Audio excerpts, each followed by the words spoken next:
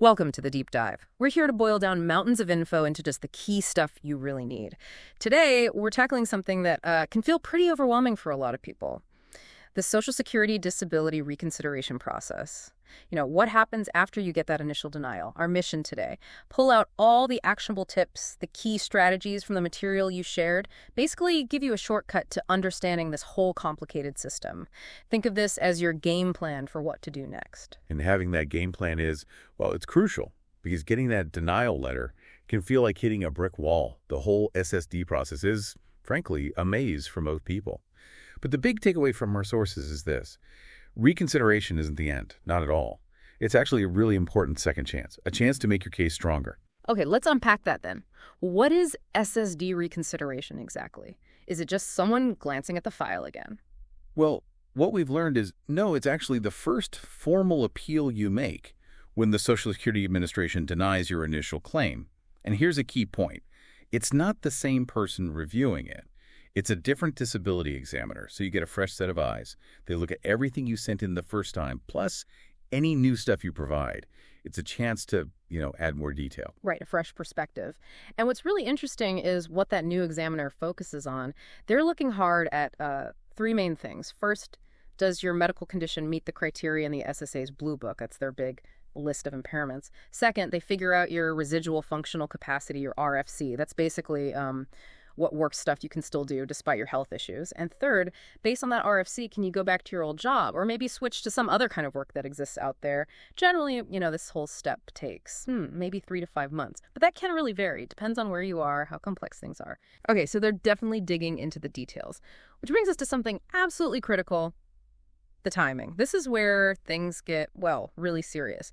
The sources just hammer this home. You have a strict 60-day window to file for reconsideration. 60 days. And get this, that clock starts ticking from the day you get the denial notice in your hands, not the postmark date. Plus, the SSA kind of assumes you received it 5 days after they mailed it, unless you can prove you got it later. So yeah, no time to waste. Exactly, no time at all. Missing that deadline, it's usually disastrous. It pretty much always means you have to start the whole application process over. Yeah. From scratch. Think about all that time and effort. Gone. Yeah. Now, there are these good cause extensions for filing late, like if you were seriously ill or there was a death in the family, maybe records got destroyed. But the message is loud and clear. Getting one is tough. You need serious proof. It's absolutely not something to count on. Meeting that deadline has to be the plan. Right. So the clock's ticking. How do you actually make your case stronger this time around? The sources highlight 5, key strategies or pillars for building a stronger reconsideration case. Let's break them down. First up, gathering all the medical evidence. Comprehensive medical evidence. This seems to be where many initial claims fall short, right? Just not enough medical proof. That's often the core issue, yes. And when we talk evidence, the SSA gives the most weight to objective medical findings. We're talking diagnostic tests, MRIs, X-rays, blood work, things the doctor observes, and documents directly. Your own description of pain or limitations, that's subjective evidence. It's important for context, definitely, but it needs that objective backup.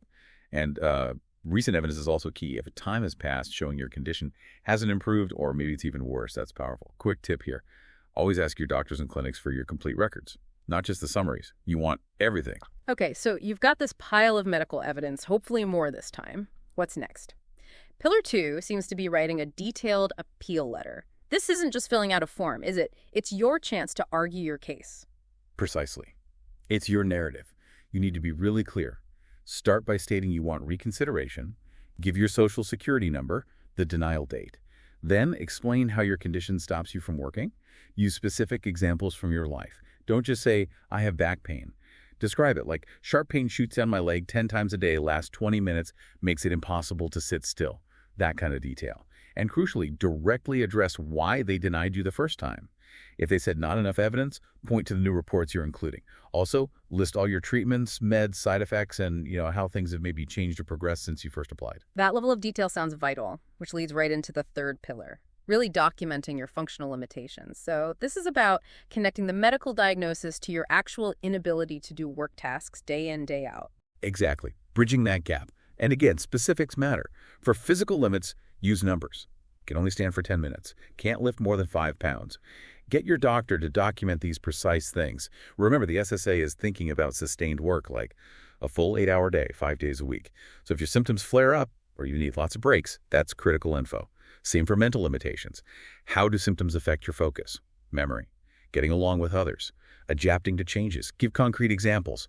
Forgot 3 doctor appointments last month. Can't follow instructions with more than 2 steps. Panic attacks triggered by unexpected noises. Things like that. Okay, so it's about what you can't do now. But they also look at what you used to do, right? Pillar 4, highlighting your work history impact. Yes. They analyze your past work to see if you could potentially go back to any of those jobs, given your current limitations. They typically look at jobs you did in the 15 years before you became disabled, and that you did long enough to learn maybe a month for simple stuff, up to 6 months for complex roles. And just listing job titles isn't enough. You need to describe the actual duties. What did you lift? How long did you stand? What mental demands were there? This helps show why you can't do that specific job anymore. Then they look at transferable skills. Can skills from your old jobs be used in a different, maybe lighter job? What's interesting and sometimes helpful is that this analysis gets a bit easier for claimants as they get older. There are special rules at 50, 55, 60.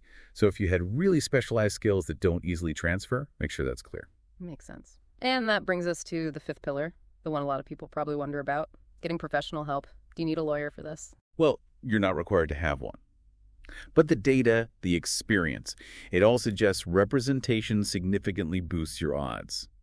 Disability lawyers live and breathe these complex SSA rules. They know what evidence works, what arguments are persuasive.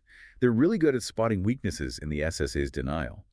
And a huge factor for many, they usually work on contingency, meaning you don't pay them unless you win your case. That makes it accessible. They also often have connections to medical or vocational experts who can provide reports to support your claim. The general advice: seriously consider getting representation right after that initial denial, especially if your case is complicated. It lets them build the strongest case possible for reconsideration. Okay, those 5 pillars sound like a solid strategy, but even if you do everything right, there's still pitfalls, right? Common mistakes people make. Oh, definitely. Easy traps to fall into, one of the biggest. Just resubmitting the same old information without adding anything substantial and new. Like we said, the examiner needs a reason to overturn the first decision. Same info likely means same result. Another one, inconsistencies. If your story changes between the initial application and reconsideration without a good reason, that really hurts your credibility. Missing deadlines is another killer. Not just the main 60-day one, but deadlines for sending in requested evidence later on. And finally, not keeping up with medical treatment. SSA wants to see you're actively trying to manage your condition. If you can't, say for financial reasons, you must document why. You can't just have big gaps in care without explanation. Wow. Okay. Lots to keep track of. So after all this effort at putting together the best case you can, what are the actual chances? Let's talk realistic expectations. The numbers we saw are, well, they're pretty sobering for this stage, aren't they? They are. National statistics generally show only about maybe 13 to 15% of reconsideration requests get approved. It is statistically the toughest hurdle in the whole appeals process. Only 13 to 15%. Oof. Yeah. Now, why do those cases succeed? Usually it involves really severe conditions, very strong objective medical evidence, and clear documentation. Age also plays a part. Like we mentioned, those grid rules often give older claimants, especially over 50, a bit of an edge because it's harder for SSA to argue they can adapt to new work. So the big takeaway here seems to be, don't view reconsideration denial as the absolute final word. It's often just a step, because if you are denied again at reconsideration, the next step is a hearing with an administrative law judge, an ALJ. And those hearings... They have much better odds, right? Like closer to 47% approval nationally. Significantly better odds, yes. Around that 47% mark, though it varies by region and judge. So it's absolutely vital, even if you're feeling discouraged after reconsideration, to keep gathering your evidence, keep treating, and really prepare for that ALJ hearing. Think of reconsideration as building your case for the hearing stage. It forces you to get organized and gather proof. Right. So this whole deep dive, hopefully, has armed you with a much clearer picture of how to tackle reconsideration strategically. Understanding the deadlines, the evidence needed, how to frame your limitations, when to get help, it all puts you in a stronger position. You've got a better roadmap now. And reflecting on all this really brings up an interesting final thought for you to chew on. Considering that, the success rate is fairly low at reconsideration, but jumps up quite a bit at the ALJ hearing stage.